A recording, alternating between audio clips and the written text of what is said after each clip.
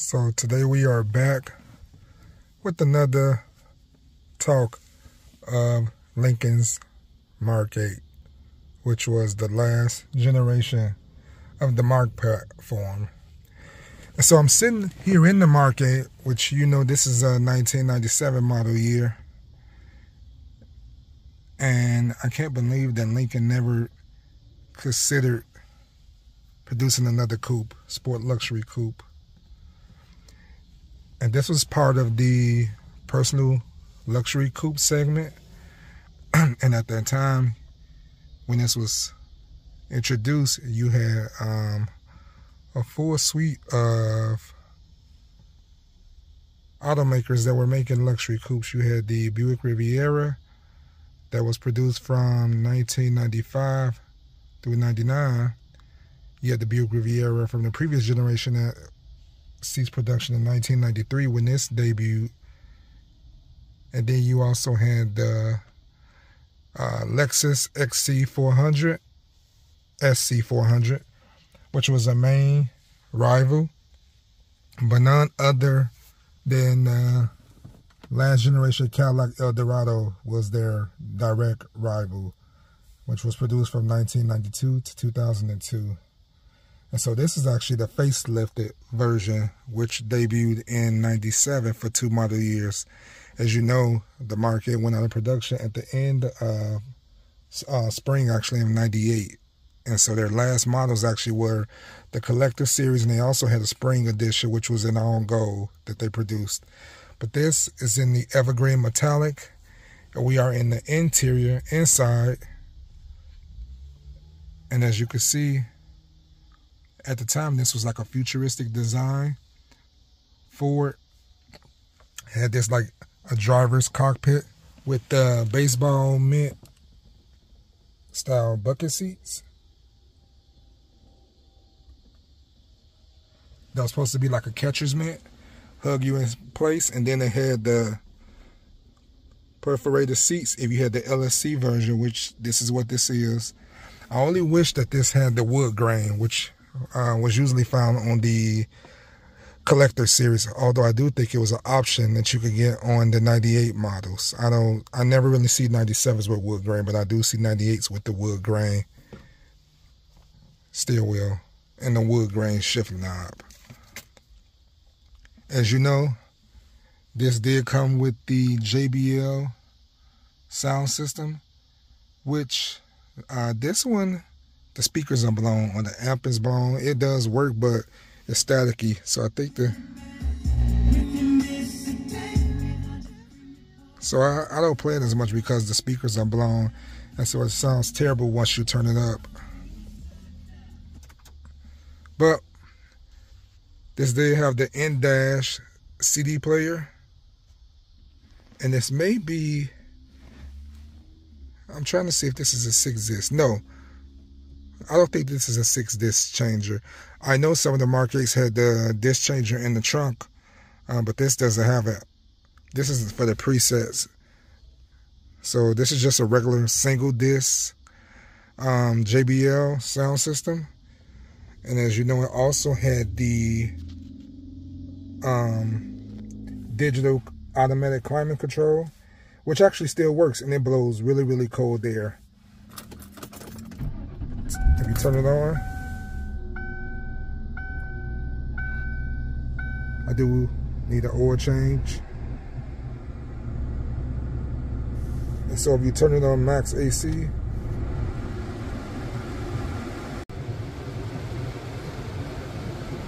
so yeah, the max AC really blows cold. I'm thankful for that because my Eldorado has a leak in the system, so I have to constantly put Freon in it, but this works.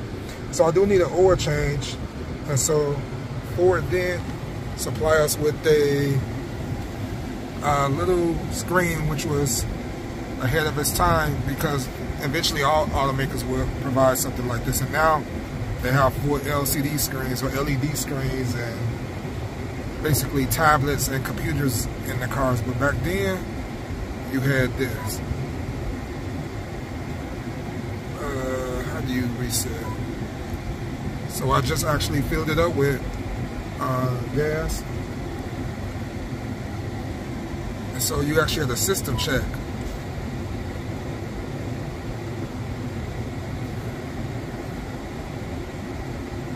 Which would let you know about all of your systems back then.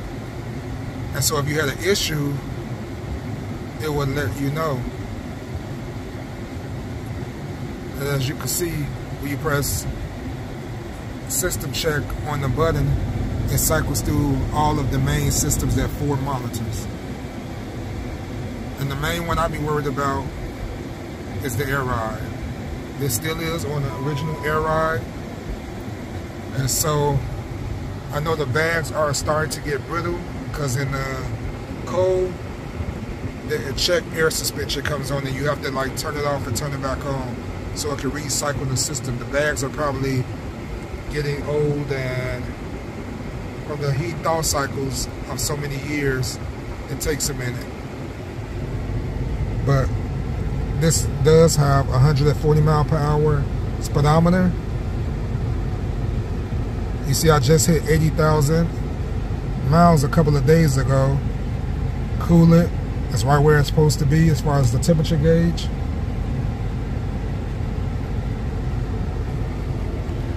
Yeah, this was the premier luxury sport coupe in its time.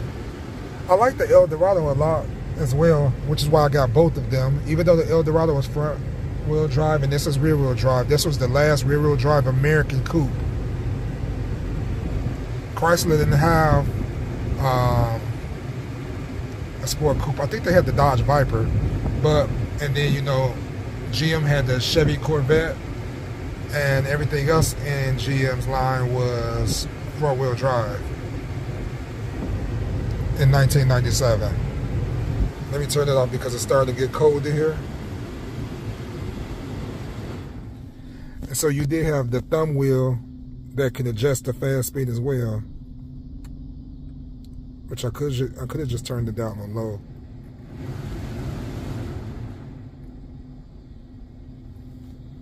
So these are the different options, and this did cover all the options. So this had the heated seats. Now, to be honest, the heated seats in here are trash compared to the Eldorado. The Cadillac Eldorado heated seats are so good, even on the low settings. After like 10 minutes, you have to turn them off because it gets to be a little bit too much. These, in the winter, it takes forever to get up to temperature, like talking about 10 minutes, even at the highest setting. Now, what this do have that the Eldorado does not have, it has a knob where you can actually push to do the both or just the back. So you have it'll heat the bottom or to heat the back. And you have the button to let you know. The rear defroster is also not as good as the Cadillac. The rear defroster takes a minute. I don't know if it's just this car, but the Eldorado, GM's rear defroster and, like I said, heated seats are superior to Ford's. And there are dual heated seats.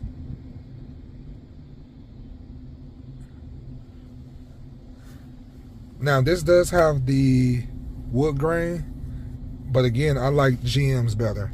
GM has both of these are actually real wood. GM's has the genuine Zebrano wood, which I love. I love that. I love how it is. But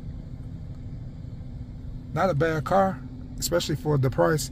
And at the time when this came out, I think these were $38,000 for a base price LSC.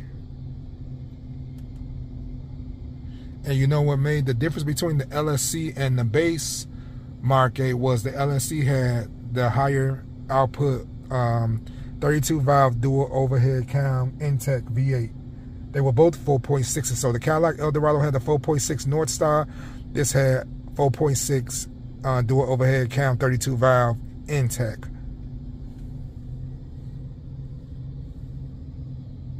Now, the 32 valve V8 in the Mark VIII, most people would say is way better or way more reliable than the North Star engine. I love my North Star though. It is amazingly quick. This is amazingly quick too, but I think the GM is a little bit quicker.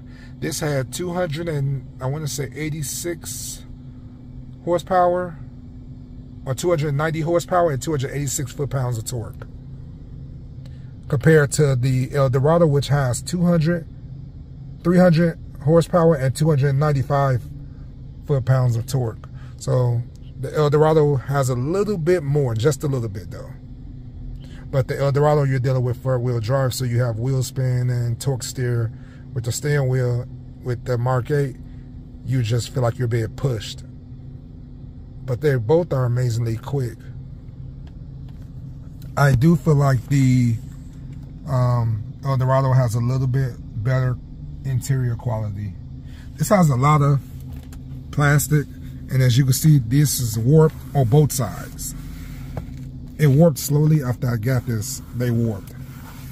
So I need to take this to a upholstery shop to see if they could 3M that down, tape it back down, or maybe I could find a YouTube video or something. GMs is notorious for warping up here. They had like a vent panel, and they all GM cars, they warp. They end up popping out the dash after a while. This does have the chrome ring around the window and lock controls, door lock controls. Now, something that Ford did have for their time, which I love, is they had integrated turn signals, which was like revolutionary at their time. And they also had heated mirrors. As you can see, the fluid leaked out of this mirror, so the heated mirror most likely does not work, and I need to somehow clean that residue off the mirror. Does anybody know, if you're watching this video, can it be cleaned off, or do I just need to find another mirror glass? But like I said, these had integrated turn signals in the mirror, which I love.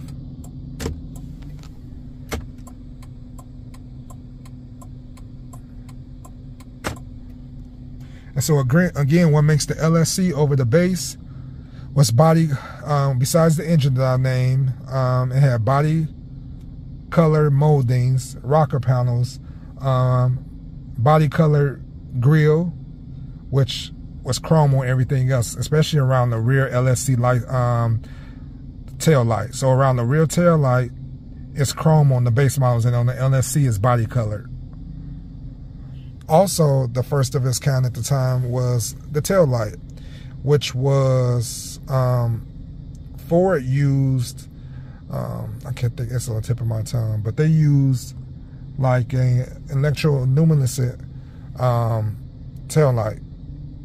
But over time, they tend to burn out. The ballast burns out, which is where I'm at with mine. So they have to be replaced. And there is a guy on Facebook and on eBay that sells them. His name is Bruce Budnick. He actually has the ballast. So I've been saying for a while that I need to get the ballast so that my rear tail light can come on. And so this also has the optional moonroof. However, the motor has burnt out, so I also have to get another one of these. And so it's pretty simple to replace. As you can see, the panel is off because the previous owner took it off with the intention to replace the motor. He just never did. So the actual panel is down there on the floor in the back. And I've been saying that I was going to buy the panel all year. Here we are in August, and I still haven't bought it. And these were automatics. They did not have manual shift control. That wasn't even a thing yet for too many American automakers at the time. I know Chrysler was one of the first who came out with the auto manual type of thing in their 300M and their LHS, but this is just a traditional 4-speed automatic transmission. I do think GM has the better transmissions for sure. Ford transmissions are pretty good too, but that GM shifts flawlessly, even after all this time.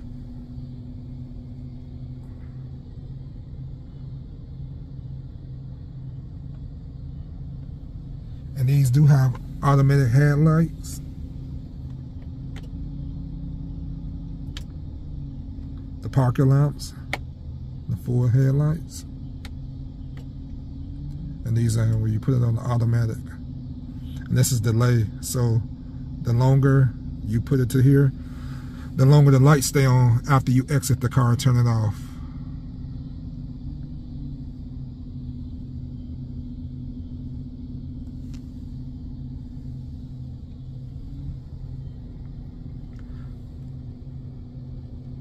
But yeah, this is my third Mark VIII actually. I had two 96 Mark VIII LSCs, both in Toyota red. One had the rare black leather interior, and then the other one had gray leather interior. And I sold both of those. I sold the last one in 2021. And then here I am with another one, my third one. I always wanted a Gen 2. And so this is what they call a Gen 2. The Gen 2s were produced from 97 through 98. Gen 1s were produced from 93 through 96. And the LSCs started on the 95 mid-year. So 95 through 98, you could get the LSC model. But the fastest Mark VIIIs were actually the 93s. They had the one-piece drive shaft.